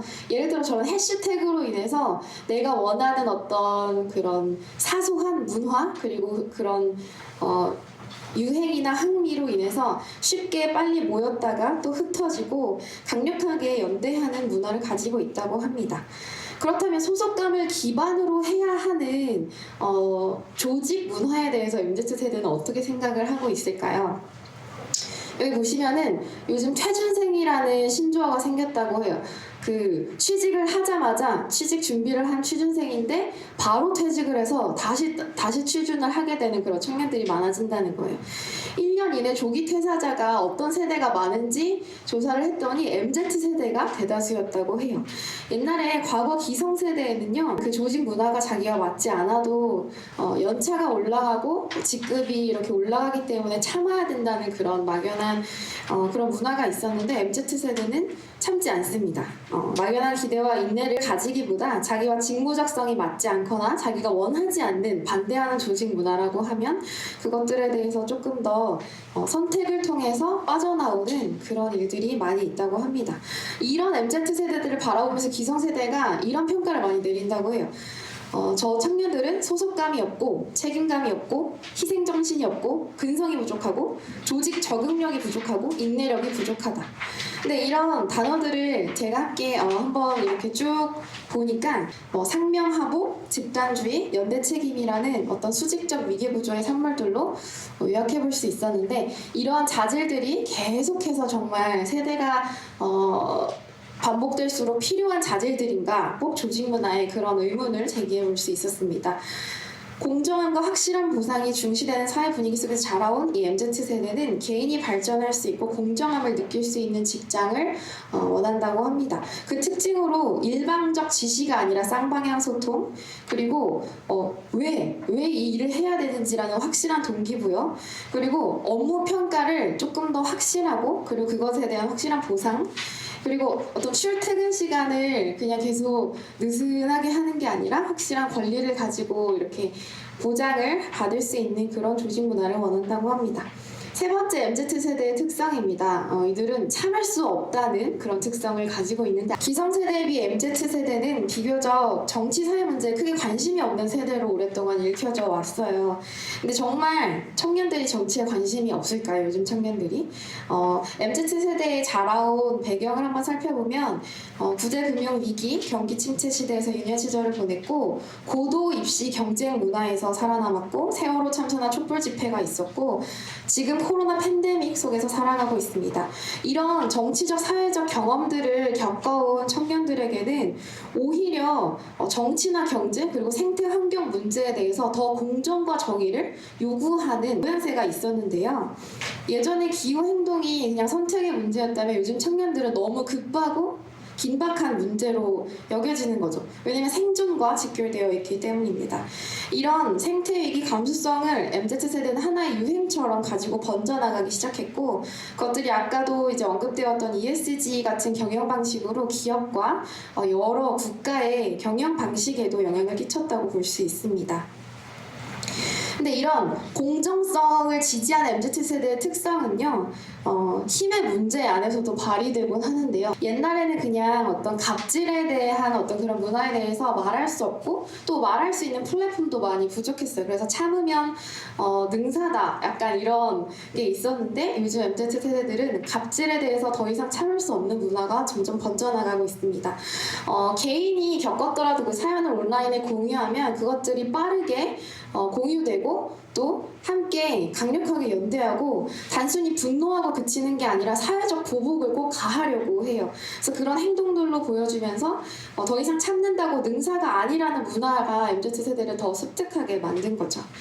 이런 개인의 작은 움직임으로 큰 문화가, 그리고 생태 기후 위기의 문화가 달라질 수는 없겠지만, 침묵을 선택하는 게 아니라 계속해서 불공정과 부당함에 비판하는 목소리를 내고 행동하는 이들이 늘어나고 있다는 게 굉장히 좋은 문화인 것 같습니다. 그런데 제가 교회의 모습을 생각해 봤어요. 조금 슬픈 이야기이긴 하지만, 이제 교회는 경계 없는 MZ세대들의 그 머릿속에서는 구분을 짓는 교회의 특성을 가지고 있는 것 같고요. 또 소속감을 못 느끼는 MZ세대들에게 교회는 소속감으로 뭉쳐서 소속감을 강조하는 그런 교회의 모습으로 보입니다. 그리고 또 참지 않는 MZ세대들에게 교회는 너무 많이 참아야 하고 참으라고 말하는 그런 공간으로 느껴지게 됩니다. 조금 제가 재밌게 편집을 해봤는데요. 마치 실제 교회에 다니는 청년들이 쓴 것처럼 이제 오늘 제가 정리한 것들을 이제 이야기를 해봤습니다. 예를 들어 교회에서는요, 밖에서 이미 기업이나 문화에서 많이 달라지고 있는 그런 성차별적인 어떤 발언이나 행동을 겪는 그런 이제 일들이 아직은 있다고 해요. 많이들 조심하고 개선해 나가려고 하지만 그런 경험들을 느끼고 상처받는 그런 청년들이 많이 있다고 해요. 그리고 또 모태신앙도 아니고 어릴 때부터 교회 다니지 않는 청년이었는데 기존에 그 교회 안에 서려 있는 소속감을 계속 새로운 새신자들한테도 그냥 강요해서 무조건 어떤 소그룹을 만들고 와야 하고 적극적인 참여를 해야 인정하고, 그런 문화가 조금은 부담스럽다는 이야기도 있다고 합니다. 그런 소속감이 당연하게 모두에게 느껴지는 건 아니거든요. 그리고 이제 어떤 교회에서 실제로 조직 안에서 일하는 사역자들도 그 일을 해야 하는 어떤 적극적인 이유를 말해주지 않고 무조건적으로 순종해야 되거나 헌신해야 하는 구조에 상처를 받아서 교회를 떠나가는 경우도 많이 있다고 해요. 성도님들에게는 아무리 좋은 교회라고 소문이 나고 그렇게 보일지언정 사역자들에게 굉장히 힘든 교회들도 있다고 합니다. 그렇다면 교회는 어떤 과제들을 감당해 나가야 할까요? 제가 지금 세대론으로 이 어떤 MZ세대의 문화와 교회의 문제점을 이야기를 했지만, 이것은 언제까지나 세대론이라는 연구 방법일 뿐입니다. 추상적으로나마 사회 변동을 예측해 볼 뿐이고요. 각 세대의 특성을 연구할 때 이들이 어떤 시대적 배경을 살았고, 제 이제 글 앞에서 보시면 역사적 사건들을 경험했는지 세세하게 쓰여 있거든요. 그것들을 먼저 연구해야 하는 이유가, 한 세대를 이해하기 위해서는 시대적 흐름과 맥락을 파악해야 하기 때문입니다. 이는 곧 어떤 세대도 완전히 새롭게 태어난 종은 없다는 것을 뜻합니다. 하지만 세상과 교회는 계속해서 세대론에 집착을 하고 있습니다. 전혀 새로운 세대가 마치 태어난 것 마냥 기성세대는 MZ세대를 이해하고 어떻게 보면 다루는 법을 배우려고 많은 포럼에 참여를 하게 되고 그런 것들을 이야기를 나누게 되는데요. 그러면서 이제 요즘 청년들은, 요즘 신입사원들은, 요즘 애들은 이런 이야기를 계속 끊임없이 하는 거죠. 사실 이런 현상은 꼰대라는 단어 하나로 기성세대를 묶어서 자꾸 설명하려는 청소년, 청년 세대들의 어떤 언어 습관에도 서려 있는 현상입니다. 이처럼 서로를 세대론이라는 프레임으로 계속 대상화하고 갈등을 더욱더 악화시키는 것은 궁극적인 해결 방안이 아닙니다. 관건은 시대적 흐름을 파악하는 것입니다. MZ세대의 특성이 이래서가 아니라 이미 우리가 살아가는 세상은요, 전통적 경계와 기준이 많이 허물어졌고 새로운 의미의 소속감이 생겨났다는 것도 인정해야 하고 정의와 공정을 위해 목소리를 내는 사람들이 많아졌다는 것도 우리가 집중 주의를 해서 바라보아야 한다는 것입니다.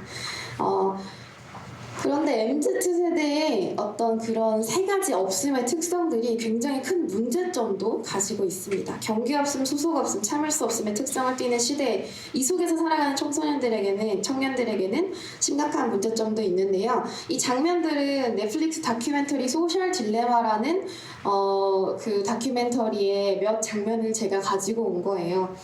알고리즘에 의해서 굉장히 빠르게 자기가 원하는 정보를 취득하는 것 같지만 사실은 자기가 원하는 정보가 아니라 자기가 평소에 관심 가지고 있던 것들을 알고리즘이 또다시 찾아주고 그 굴레에서 벗어나지 못하는 어떤 그런 온라인 문화가 청소년과 청년들에게는 훨씬 더 취약하게 있다는 겁니다. 왜냐하면 어린 시절부터 이 미디어를 읽어내는 능력을 계속해서 없앨 수밖에 없는 그런 현상이기 때문입니다. 실제로 소셜미디어, 그러니까 저도 인스타그램에서 대부분의 이제 카드 뉴스를 통해서 시사 뉴스를 접하곤 하는데 여기에는 가짜 뉴스와 자극적인 음모론이 굉장히 많이 있습니다. 이렇게 소셜미디어를 통해서 뉴스를 접하는 세대의 48%가 18살에서 29세, 그러니까 MZ세대에 해당하는 세대라고 합니다. 엘리 핑켈 교수가 발표한 연구에 따르면 알고리즘에 의한 소셜미디어 영향력이 커질수록 상대방의 견해가 다를 때 상대방을 굉장히 무시하고 공격적으로 적대감을 드러내는 현상을 일으킨다고 합니다. 교회의 미래가 되어야 할 다음 세대가 편향된 정보에만 지속적으로 노출되어 있는 이런 현상에 대해서 교회는 크게 문제점을 인식하고 또 그 대안을 고민해 봐야 합니다. 이들이 살아가는 세상은 봐야 할 정보가 아니라 보고 싶은 정보만 더 집중적으로 접하도록 설계되어 있습니다. 교회는 이런 문제를 심각하게 인식하고 시대에 맞는 미디어 리터러시 교육을 모색해야 할 것입니다. 교회에서 아무리 아이들을 주일날에 불러놓고 건강한 신앙적 가치관과 성경적 삶에 대해서 이야기를 하더라도 이미 미디어를 통해서 주중에 왜곡된 인식을 가지고 있는 아이들에게는 그것이 잘 전달되기가 어렵다고 생각됩니다. 먼저는 이것을 위해서 교회가 무조건적으로 대중문화나 뉴미디어 콘텐츠들을 반기독교적이라고 배척하는 그런 문화 현상에 대해서 조금 지양하고 오히려 그것들을 기독교적 관점으로 읽어내고 가지고 와서 읽어내는 것들을 조금 더 시도해야 할 것 같습니다. 그러기 위해서는 먼저 신앙교육을 담당한 사역자나 교사들이 미디어 리터러시력이 있어야겠죠. 특히 기독교적 미디어 리터러시력을 길러야 합니다. 그리고 다음 세대 아이들에게 굉장히 신앙적으로 생각을 확장하고 포용력을 넓힐 수 있는 선교적 태도를 가르쳐줘야 한다고 생각합니다. 기독교인들이 신념을 가지고 막 밀고 나가는 것은 굉장히 중요한 일이기도 하지만 자신과 다른 신념을 가진 사람들을 만났을 때 그들을 적듯이 여겨도 된다는 것을 의미하지는 않습니다. 마지막으로 교회의 기성세대가 앞장서서 무분별한 가짜뉴스와 자극적인 음모론을 걸러낼 수 있어야 합니다. 이러한 교육은 교회 안의 MZ세대가 시대와 미디어를 올바르게 읽어낼 수 있도록 만들 것이며 동시에 성경을 보는 시대에 맞게 성경을 보고 적용할 수 있는 문해력도 함께 길러줄 수 있을 것이라고 기대됩니다. 감사합니다. 네, 감사합니다. 우리가 마주하게 될, 우리 함께 살아가야 될 MZ 세대들에 대해서 경향들 그리고 저희들이 준비해야 될 모습들을 잘 정리를 해주셨습니다. 자, 마지막으로 우리 오케데이터 연구소 지훈근 대표님께서 통계로 미리 보는 2020이라는 주제로 유의미한 통계들을 가지고 저희들에게 또 제시를 해주시겠습니다. 네. 네. 화면 보면서 진행하도록 하고요. 오늘 제가 말씀드리는 거는 그 한국의 어떤 과제라는 측면보다는 올해 이렇게 좀 변할 것 같다. 그러면 트렌드가 좀 이런 게 좀 감지가 된다는 이런 측면에서 몇 가지를 좀 갖고 왔습니다. 그 ESG 목표라고 제가 표현을 했는데요. 그 앞에서도 원장님께서 그랬지만 사실은 저는 한 지난 2년 동안 코로나 추적 조사를 계속 통계 자료를 보면서 이 단어가 생각이 났어요. 야, 이거 지금 한국에 이게 좀 필요한 게 아닌가라고 생각을 하고 저거를 갖고 몇 번 목회자들 강의하고 막 그랬었는데 어느 날 보니까 문선현에서 저 단어를 쓰시는 거예요. 그래서 공교롭게 서로 얘기도 안 했는데 그런 생각이 좀 들었고요. 그리고 이제 오늘도 보면은 그 앞에서 계속 얘기하시는데 공통적인 단어들이 좀 나와요. 그러니까 우리끼리 오늘 원고들 전혀 합의한 바가 없고 상의한 것도 없는데 비슷한 단어들이 나오는 건 아마도 이제 올해 이런 컨셉, 이런 키워드로 가겠구나, 이런 트렌드, 그런 것들이 아마 좀 얘기될 수 있을 것 같은데요. 제가 이제 하나 말씀드리고 싶은 거는 제가 그 선거 조사 있잖아요. 선거 때 87년 대선 때가 이제 우리가 직선제 처음 들어오고 나서 지금까지 계속 선거판을 계속 봐왔어요. 저는 이제 그쪽 분야니까. 그런데 이번 선거에서 되게 특이한 게 하나 있어요. 뭐였냐면 국민의힘의 좀 후보가 계속 떨어지고 있잖아요. 그런데 그 한때는 지난번에 이제 윤 후보가 계속 올라갈 때하고 지금 떨어질 때하고 비교를 해보면요. 국민의힘이 그 지지도가 쭉 오를 때는요, 20, 30대가 확 들어왔어요. 20, 30대가 확 들어오다가 지금 확 빠졌거든요. 근데 지금 어떤 상태냐면 20, 30대가 확 빠져서 그 민주당 후보 쪽으로 이렇게 많이 안 가고 다 부동층으로 남아있어요. 그래서 20대 같은 경우는 지금 어떤 조사 같은 경우는 모르겠다 무응답률이 50%가 넘어요. 그 정도로 지금 부동층이 많은데 그러다 보니까 노인들도 한 표고 20대도 한 표, 그러니까 20대도 한 표이니까 후보들이나 캠프 입장에서 보면 20, 30대 젊은층이 굉장히 중요해지는 거죠. 그러니까 어떻게 보면 지금 이번 선거는 그야말로 MZ세대가 권력을 바꿀 수가 있어요. 이번 선거는 그렇게 보이더라고요. 그래서 저는 이제 또 하나 말씀드리고 싶은 거는 그동안 계속 선거판을 보면서 그 시대 가치도 있잖아요. 시대 가치가 가장 극명하게 발현되고 구현되는 게 선거 때예요. 그렇게 보면 지금 이제 코로나 이후에 지금 어떻게 보면 큰 선거인데 이게 큰 선거 이 시대 그러니까 지금 시점에서 시대 가치가 그대로 반영된 게 이 선거고 시대 가치에 가장 적합한 후보가 될 거예요 아마도요.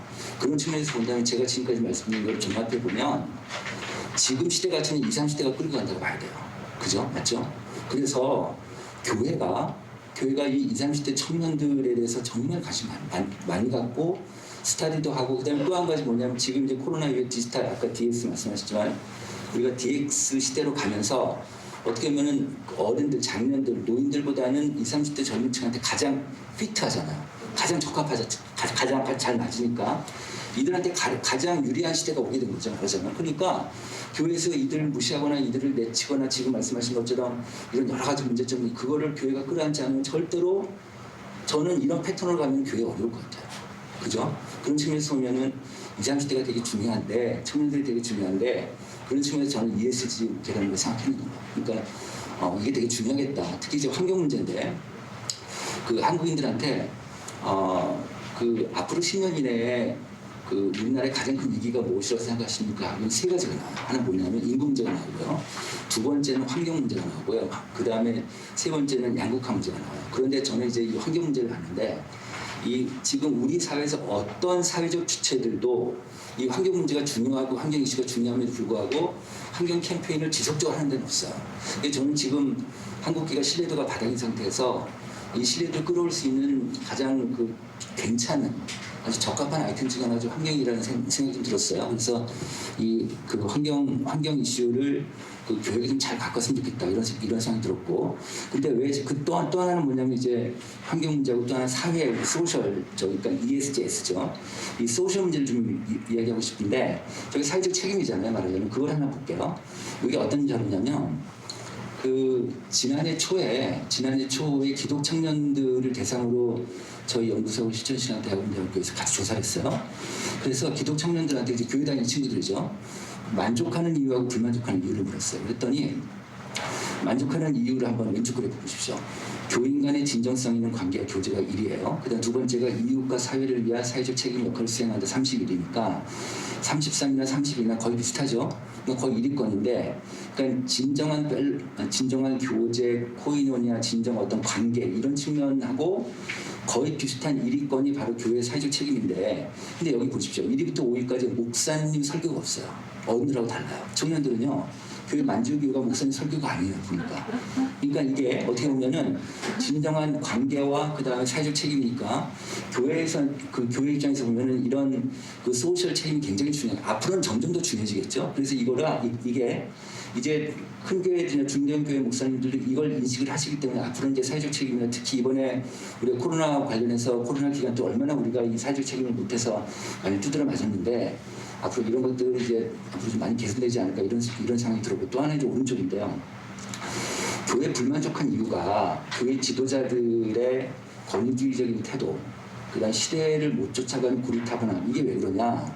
그래서 이게 불만족 하나로 한 단어로 얘기하면 시대 변화에 뒤처진다는 거거든요. 시대 변화를 못 쫓아가는 건데 그 이유가 뭘까요? 교회 리더십들이 너무 고령층이라서 그래요.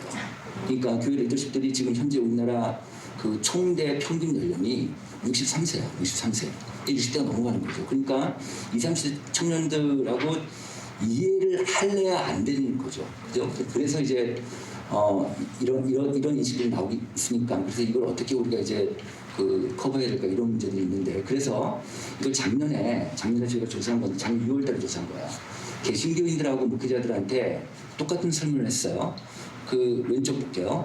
한국 교회는 디지털 전환 시대에 맞도록 평신도 리더의 연령을 낮출 필요가 있다. 이게 67%, 59%로 그다음 두 번째, 한국 교회는 젊은 세대 여성을 포함하는 등 의사결정 그룹의 범위를 확장시킬 필요가 있다. 81, 87이니까 보통 어떤 사람의 변화를 보면은 먼저 생각이 먼저 변하고요. 생각 그다음에 태도가 변하고 그다음에 행동이 변하잖아요. 지금 어쨌든 한국계 전체적으로 인식의 변화는 있습니다. 그러니까 아마도 이제 올해부터 시작한다고 하면 조금씩 저런 이슈들 그러니까 의사결정 그룹의 그런 범위를 확장시키고 그다음에 연령층을 내려가는 하향화시키는 거에 대해서 이제 교회들이 인식하고 있기 때문에 이게 태도가 바뀌고 그다음에 왜냐하면 이제 앞으로 이제 교회가 어떻게 보면 이 문제가 생존의 문제이기 때문에 교회가 그냥 가만히 있을 수 없으니까 그래서 이제 이런 트렌드로 가지 않을까 이런 생각이 좀 들었습니다. 또 하나는 또 이건 뭐냐면 아까 그 같은 조사인데 기독 청년들이 지금 어떤 상태냐면 교회에서 워낙 그 권위주의적인 문화가 많기 때문에 또 그 강하기 때문에 잘 어른들한테 얘기 못 하잖아요. 얘기를 못 하는데 실제로 이런 조사를 해보면 교회 의사결정 구조에 참여하고 싶다는 교회 청년이 53%나 돼요. 굉장히 높아요. 그런데 이제 오른쪽 보면은 신앙이 깊은 청년들과 지금 71%나 돼요. 그러니까 분명 이것들을 이제 어른들이 이제 무시할 수는 없을 것 같다 이런 생각이 들었고, 다음 요 단어는 그 앞에서 말씀하신 그 조선실 목사님이 하신 그런 단어인데 제가 그냥 그대로 정리를 했습니다. 옴니 채널을 구축해야 되는 MZ 세대가 결국 디지털 네이티브이기 때문에 얘네들 이 친구들은 어렸을 때 나이 때부터 핸드폰을 갖고 태어난 친구들이기 때문에 정말 저희 세대하고는 정말 다른데, 근데 이 친구들은 물건을 살 때 보면은 물건을 살 때 온라인으로 검색을 하고 오프라인 가서 사고 다시 온라인으로 와서 온라인에서 서로 나누고 이런 것들이 굉장히 매끄럽고 정말 자연스럽고, 우리 어른들은 이건 온라인이야, 이건 오프라인이야, 이건 온라인 예배야, 이건 오프라인 예배야, 이 구분이 있는데, 근데 MZ세대는 그런 개념이 아니거든요. 정말 자연스럽기 때문에 이런 옴니 채널, 그러니까 다시 얘기하면 온오프라인 채널을 모두 보유하고 이들 간의 유기적인 연결성을 구축하는 서비스 위에서 모든 교회가 복음을 올려놔야겠다, 뭐 이런 개념이고요. 이제 왜 이런 생각을 하게 됐냐면, 온라인 예배를 보면 왼쪽에 그 진한 파란색을 보면 현장 예배의 만족도가 46%고요. 그다음 온라인 예배의 만족도가 27%. 이건 이제 매우 만족하는 비율이에요. 그다음에 이제 좀 흐린 그 회색 그 그래프는 약간 더하기 매우, 그러니까 약간 만족한다, 매우 만족한다, 이 두 개를 합한 숫자인데, 현장 예배가 89%고 온라인 예배가 83%예요. 그러니까 강도로 보면 현장 예배가 강하지만 만족도 전체로 보면 거의 비슷하죠, 그죠? 저기 뭐냐면 83% 온라인 예배자들의 83%가 온라인 예배를 만족한다는 얘기는, 다시 얘기하면 이 예배는 현장 예배를 그대로 송출하는 거잖아요. 그렇기 때문에 이 예배는 온라인에 적합한 예배가 아니에요, 사실은. 현장에서 적합한 예배임에도 불구하고, 왜냐하면 우리가 온라인에서 설교를 듣는다 30분, 40분 너무 힘들잖아요. 온라인 유저들한테 힘든 거거든요.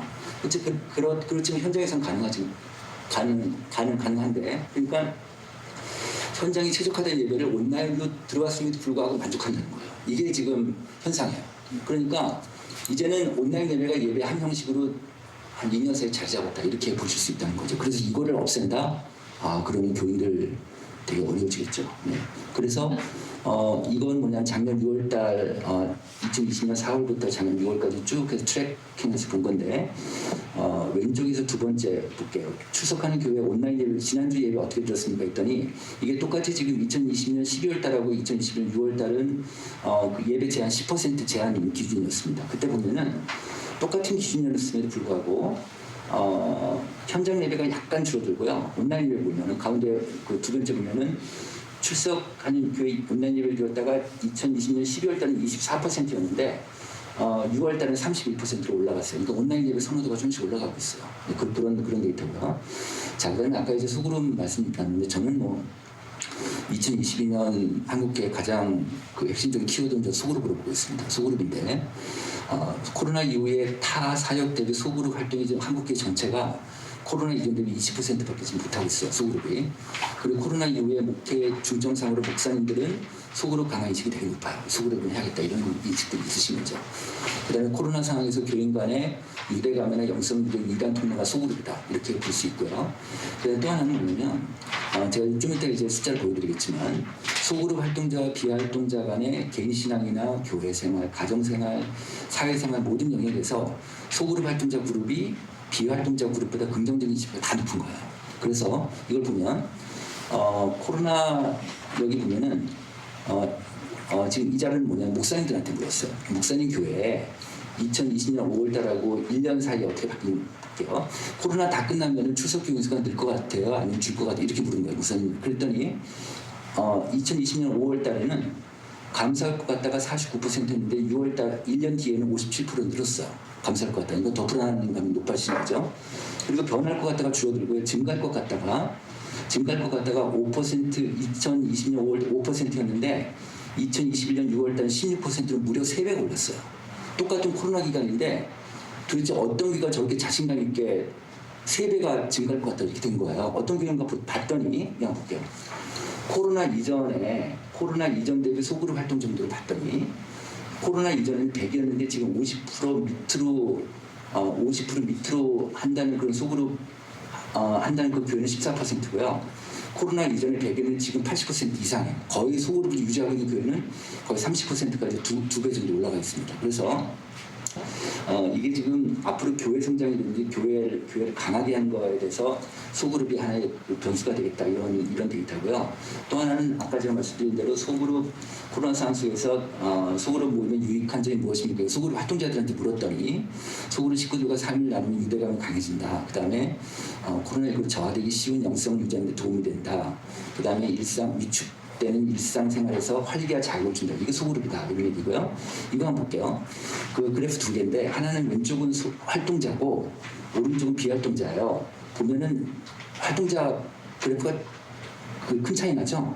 온라인상에서 예배도 기독교 콘텐츠 보는 비율도 높고 기독교 방송 시청하는 비율도 높고 신앙 나누는 상담도 높고 훨씬 높죠. 그다음에 성경 공부하는 비율도 높고 큐티하는 것도 높고 다 높아요. 그리고 맨 오른쪽에 거의 활동 못했다도 비활동자는 33인데 활동자는 9%고요. 또 있습니다. 이거 보면 가족 간의 신앙적 교류를 봤어요. 이번에는 그랬더니 소그룹 활동자가 비활동자보다 활동률이 높은 거예요. 다시 얘기하면 가족 간의 신앙 활동이 지난 일주일 동안에 활동 없었다가 비활동자는 66이었는데 활동자는 38 정도 되죠. 그렇게 되고 그 다음에 가족 간의 신앙 나눔, 가정 예배, 가족 간의 큐티 나눔이 다 높아요.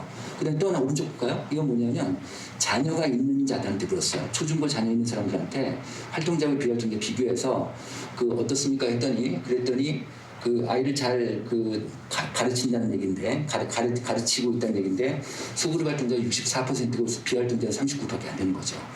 자, 그다음에 이제 마지막인데 교회 활동 교회학교 주일학교는 저 생각은 못 먹을 것 같아요. 네, 지금 숫자상으로는 못 먹을 것 같아요. 이걸 보면 교회학교 감소 속도가 지금 일반 학령인구대로 1.3배가 빨라요. 우리 지금 한국 교회가. 또 하나는 교회학교 예배 참석률이 코로나 이전에 100이었을 때 어른들은 70%인데 지금 현재 근데 교회학교 학생들은 42%. 다시 얘기하면 교회학교 학생들이 58%가 없어졌어요. 지금 이런 상태고요. 그 다음에 주중에 신앙생활을 하지 않는 학생이 교회를 출석한다고 응답한 학생들 중에서 주중에 자기 신앙생활을 하지 않아요 라는 비율이 52%, 아주 용감하게도 안 한다는 비율이 52%라요. 그 다음에 코로나 이전 대비 신앙성이 약해졌다가 아이들이 어른은 27%인데 아이들은 35%고, 그 다음 이런 상황이다 보니까 어른이 되면 교회 어떻게 하려고 했더니 교회 지금 출석한 아이들한테 물었더니 그만 다니겠다고는 모르겠다 40%가 되는 거예요. 그래서 저는 인구 하락과 말미암아서 방어력이 지금 아직까지는 한국에서는 안 보이고 있다, 이렇게 좀 올해도 그런 생각이 들고요. 이 데이터 하나 보여드릴게요. 이거는 제가 저희 연구소에서 한 번도 발표 안 한 자료고요. 제가 이번에 한번 추정치를 내봤는데 저기 얼마 전에 미래 인구 추계 발표가 됐어요, 우리나라에서. 그래서 앞으로 50년 동안에 쭉 그 미래 인구 추계 발표를 했는데, 저 왼쪽 그래프가 제가 좀 수정한 것이 이거 유인물을 보겠습니다. 네. 그 왼쪽 그래프가 일반 학령 인구고요. 그다음에 오른쪽 그래프가 오른쪽 그래프가 이제 교회학교 인구인데, 여기 보시면은 지금 이제 그 예장 통합교단 데이터 한번 갖고 왔습니다. 보면은 왼쪽 그래프 같은 경우는 이제 지금 초중고 학생들이 지금 우리나라 전체 인구에서 2040년까지 빠지다가 2050년에 약간 오르는 걸로 되어 있어요. 근데 제가 이걸 어떻게 했냐면 2000년부터 2020년까지 일단 실측층이 있단 말이에요. 그러니까 그 일반 학령 인구와 그다음에 교회학교 인구는 2020년까지 데이터가 있으니까 그 하락 속도 있죠. 하락 기울기를 갖고 그대로 추정을 해봤어요. 하락 기울기를 갖고 해봤더니, 그러니까 여기서 보면 20년간 증감률이 일반 학생은 32.6%고 교회학교는 40.3% 이렇게 지금 그 하락률인데, 이게 2030년도에 똑같이 이게 1.3배니까, 근데 그 일반 학령 인구는 요 10년 사이에 25%가 감소가 되는 거예요. 그렇게 예측이 돼서 우리나라 정부에서 25%가 감소가 되니까 요거를 똑같이 교회학교 인구도 1.3배를 곱한 거예요. 곱하다 보니까 이제 16만 명이 됐고, 그 다음에 다시 또 2040년 보니까 2040년은 그 10년 사이에 우리나라 전체 학령 인구가 19%가 감소가 돼요. 감소 이상이 나와서, 그래서 이걸 다시 또 교회학교 인구도 마찬가지로 1.3배를 곱한 거예요. 그랬더니 이렇게 나온 거예요. 그래서 이 숫자를 보니까 한번 볼게요. 그러다 보니까 위에 그래프, 오른쪽 그래프 한번 보십시오. 2020년도에 지금 24만 명이 이 교단에서 24만 명이 초중고 학생들인데 2030년에는 16만 명으로 줄어요. 그럼 이게 몇 퍼센트가 빠지냐면은 34%가 빠져요. 그러니까 지금보다 앞으로 10년 뒤에 34%가 교회 학생 수가 줄고요. 그 다음에 20년 뒤에 2040년에는 12만 명 정도가 되는 거예요. 그러면 지금 현재 24만 명이 정확하게 절반이 떨어져요.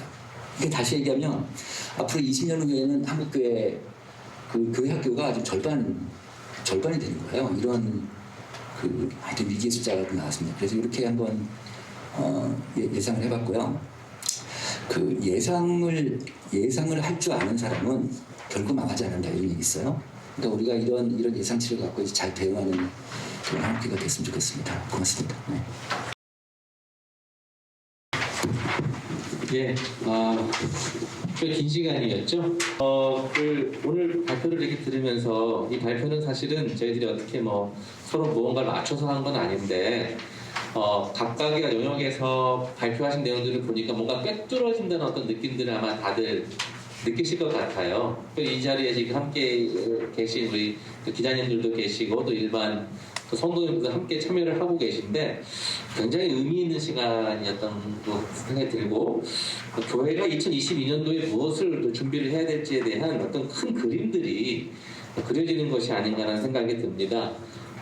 우리 함께 하신 분들 질문들이 있으시거나 또 코멘트가 있으시거나 함께 또 궁금하시다거나 이런 부분들이 있으면 자연스럽게 질문들을 해주시면 좋을 것 같고요.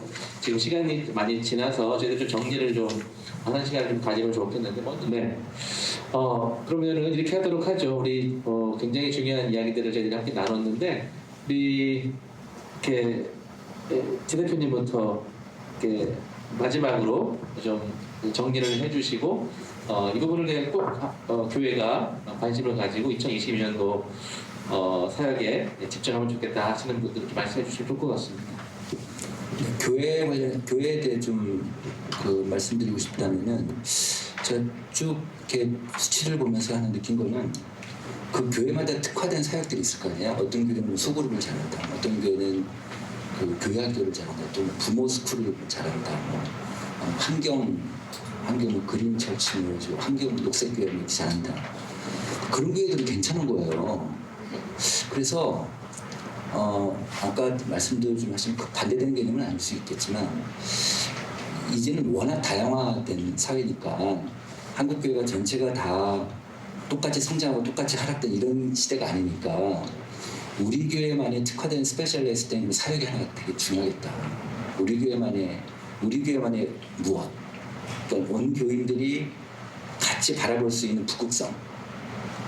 그 하나가 좀 있으면 좋겠다. 이래야지만 이런 위기 시대에 좀 살아남을 수 있지 않을까 이런 생각이 들었습니다. 네, 비재무적 내러티브라는 생각이 좀 드는데 갑자기 그래도 임지연 연구원님 좀 말씀해 주시면 좋겠습니다. 그 MZ세대 특성들을 이제 이야기하고 좀 대상화하고 이렇게 일반화하게 될 때 마음이 아플 때도 많이 있는 게 저도 그 밀레니엄 후기 세대이기도 하고 또 많은 청년들을 만나기도 하는데 사실은 훨씬 더 진중하고 엄청 복잡하게 생각하고 또 생각보다 따뜻하고 어떤 공동체적인 거를 좋아하는 굉장히 많은 청년들이 있어요. 근데 이제 그런 청년들도 많지만 이제 어떤 따갑고 뭔가 기피하고 이런 청년들의 특성을 이야기할 수밖에 없는 거는 상처가 많이 골맞다는 이야기를 계속 하고 싶은 거예요. 어떤 교회에서 뭐 국가에서 기업에 대해서 사실은 다 막 모두가 상처나거나 고슴도치처럼 되어 있진 않지만 계속해서 이런 현상들이 일어나는 것들에 대해서 우리가 조금 더 급하게 알고 좀 인식했으면 좋겠다는 의미에서 이제 세대론을 계속 이야기를 하는데 사실은 한 명 한 명 이제 다가가고 그 청년들하고 대화하다 보면 그렇지 않은 여러 가지 특성들이 있거든요. 그래서 그런 어떤 한 영혼에 대한 우리가 그런 마음들을 조금 더 키워나가면 그 청년들이 뭘 원하고 또 어떤 이야기를 나누고 싶어 하는지 알 것 같아요. 근데 사실 우리가 그 청년들을 계속해서 세대론으로 그냥 잡아먹고 다루려고 그러고 다스리려고 하고 이렇게 하다 보니까 이제 얘네가 분명히 또 너무 개방적인 이야기를 할 거야. 너무 이제 어지러운 이야기를 할 거야. 약간 교회에서 이렇게 받아들일 때가 많이 있는데 조금 더 이야기를 많이 나누고 그들에게 맞는 좀 사역을 더 고민하는 굉장히 추상적이고 형식적인 이야기지만 저는 곧 이게 청년 사역에 꼭 필요하다고 생각을 합니다. 네. 저도 MZ세대에 관심이 많고 뭐 길도 여기저기 기부를 했었는데 MZ세대가 30년 정도 되거든요. 저랑 제 아들이 둘 다 MZ세대더라고요. 그러니까 이게 사실 말이 안 되는 게 한 국가의 40% 정도 되는 세대들 놓고 특징 짓고 뭔가 이 사람들이 이렇다라고 얘기하는 게 MZ세대 입장에서는 오히려 일방향적인 해석일 수 있다는 거죠. 그래서 거기에 대한 해석들을 조금 더 구체화하고 세분화할 필요가 있겠다, 교회가. 그런 생각을 해봤고 디지털 격차에 대해서 잠깐 질문하신 거에 대해서 잠깐 답을 드리면은 제가 생각하는 첫 번째 해답은 어떻게든 그들이 참여할 수 있는 기회를 교회가 제공해 줘야 된다는 거죠. 그래서 저희가 지난번에 창립기념주일로 이제 메타버스라는 키워드로 행사를 했었는데 메타버스라고 하지만 저는 메타버스를 이렇게 맹신하지 않아서 그냥 게더타운이라는 플랫폼 가지고 사람들이 모여서 특별히 이 메타버스에 나무를 심으면 실제로 선교제는 나무가 심어지는 그런 행사였어요. 근데 그러니까 건설들 난리가 나는 거죠. 그 버스 어디서 타는 거냐, 왜 우리를 빼놓고 니네끼리 놀러 가냐 막 그러셨는데 그때 저희가 채널을 열어놨던 거는 어쨌든 권사님 헌금만 하시면 권사님 이름으로 선교지에 나무가 심어집니다 라고 했더니 저희 예상했던 것보다 한 4배 정도 이상의 이 성도님들이 헌금으로 동참을 해주셨거든요. 그래서 항상 소외되거나 아니면 낮은 자리에 있는 사람들을 우리가 돌봐야 되고 두 번째는 이제 천천히 가야겠죠. 그들을 생각하면서 천천히 가야 되고 그럼에도 불구하고 아까 말씀하셨던 디지털 리스터러시를 통해서 요새는 문화센터나 동사무소만 가도 그런 교육들을 많이 해주는 것처럼 저희도 실버부에서 그런 교육들을 합니다. 이 컴퓨터 교육도 해드리고 SNS 교육도 해드리고 그런 노년기 실버 세대를 향한 그런 디지털 리터러시 교육들이 끊임없이 계속 필요하지 않을까 생각을 해봅니다. 이상입니다. 예, 그 질문해 주신 내용 저 중요하게 생각하는데 이제 유튜브에 많은 게 생겼죠. 저도 봐야 될 게 많아요. 뭐그 IVF에서 나오는 뭐 신압 블록버스터, 뭐 저보다 신압을 너무 잘 알아. 너무 그거 봐야 되고 시네마 브런치도 봐야 되고 볼 게 너무 많은 거예요. 그래서 차 운전할 때마다 저도 참 이렇게 틀어놓고 계속 보면서 이렇게 아니, 들으면서 이렇게 갈 수 있는 토크 같은 경우는 많이 보지 가는데 2단이 이런 거 상당히 많이 이용하거든요. 그러니까 제가 아까 뭐 100배가 늘었을 거다면 그냥 막 제 마음대로 떠드는 거긴 하지만 100배 늘은 것 같아요. 제 실감으로. 근데 그 가운데 분별의 능력이 지금 상당히 중요한 부분이라 확실한 것 같아요. 지금도 저같이 이렇게 올바른 사람이 하면은 한 30회, 뭐 50회 정도 유튜브가 나오고, 뭐 이렇게 보수에 막 쌍욕을 하면서 하시는 분들은 막 수십만 회가 나오고, 뭐 이런 게 분별이 안 돼요. 분별이 안 돼. 근데 교인들이 그런 걸 쫓아가잖아요. 이런 것들에 대해서 우리가 털고 얘기를 해야 될 부분들이 분명히 있다라는 것은 필요하다 이렇게 생각을 하고요. 또 하나 제가 개인적으로 좀 말씀드리고 싶은 건 뭐냐면 이 도구의 발달이 콘텐츠를 어떻게 채울 것인가가 중요한 것 같아요. 우리 조 목사님 말씀하신 게 상당히 중요한 말씀 저도 와닿던데 지붕을 어떻게 세울 거냐만 논의를 하지 뭐 기초를 어떻게 할 거냐 그냥 결국 콘텐츠 싸움이에요. 뭐 방법 그 도구가 그렇게 중요하다기보다 콘텐츠가 있어야 그 도구를 통해서 좀 더 효율적으로 가는 거지 콘텐츠가 없이 자꾸 도구만 쫓아다니다 보면 뭔가를 놓쳐요. 제가 요즘 그 메타버스 막 저도 이 나이에 이런 거 쫓아가려면 무지하게 힘들거든요. 뭘 했는데 갑자기 메타버스 이래가지고 조 목사님 때문에 충격받는 거죠. 메타버스 막 이런 거 해야 된다고. 그러면서 제가 묵상 중에 딱 떠오른 게 뭐냐면 옛날에 KTX 생길 때 그 역을 유치하기 위해서 도시마다 난리였어요. 지금도 마찬가지죠. 무슨 KTX 생긴다고 그 우리 도시에 KTX 정차시켜보기 위해서 전 도시와 정치권들이 난리가 나는데 예를 들어서 대구에 KTX가 들어와가지고 대구가 도움을 얻었을까요? 망했어요. 대구분 안 계시죠? 혹시나 해서 왜? 대구로 사람이 올 줄 알았는데 대구 사람들이 쇼핑하러 서울 가고 병원 가려고 서울 가요. KTX가 안 깔린 군사는 오히려 성공을 했어요. 지금 우리가 쫓아가는 데만 너무 바쁘다 보니까 내가 뭘 갖고 보여주는지를 생각을 못하고 있어요. 내가 콘텐츠가 있으면 제가 설교학을 가르칠 때 저도 십처신학교인데 설교학을 가르칠 때 제가 그런 장난을 쳤는데 설교학 옛날 얘기죠. 설교학 가르칠 때 조별로 제기차기 시험을 붙였어요. 그리고 제기차기는 어떻게 차는 건지 물어봤어요. 다 틀려요. 제기차는 그 폼을 보면 이러고 치는 사람도 있고 그 버릇들이 있어요.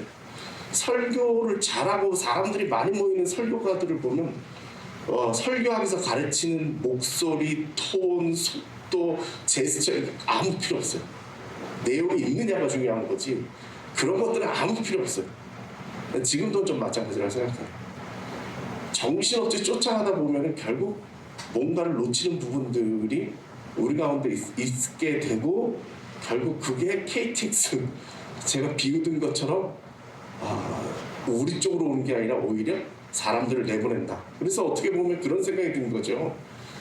메타버스를 이렇게 하면서 교회가 막 난리가 났는데 특히 큰 교회들이 난리가 났는데 그 메타버스 보니까 뭐 거기에 콘서트라니까 돈 하나 안 들였는데 막 사람들이 뭐 몇 억 1억 명이 모였더라. 막 거기가 막 갑자기 막 교회들이 다들 거기다 개척해야 우리가 1억 명 모인다 막 이런 꿈을 가지고 있는데 실은 그 콘서트에 1억 명이 모였으면 100명씩 모여야 될 100개 콘서트는 망한 거예요. 그거를 봐야 되거든요. 그러니까 우리가 지금 이 시대적 흐름 속에서 대형교회뿐만 아니라 이걸 구현해낼 수 있는 대형교회뿐만이 아니라 이거를 못 구현해낼 수 없는 정말 이렇게 핸드폰 하나 걸고 온라인 참여하고 있는 교회들이 살아남을 수 있는 방법이 뭐냐? 그 콘텐츠에 대한 고민들이 좀 필요하지 않을까 그런 생각을 했습니다. 예, 갑자기 정리를 해야 되니까 어려워지는 면도 있지만 그런 것 같습니다. 오늘 이제 이야기들을 함께 나눠봤는데요. 뭐 조 교수님 방금 말씀하신 부분도 그런 부분인 것 같아요. 지금 사실 목회자분들이 변화하는 시대 속에서 어떻게 목회를 해야 될지, 어떻게 교회를 이끌어가야 될지 굉장히 난감해하는 상황이라는 거는 아마 다 이구동성으로 말씀하시는 것 같습니다.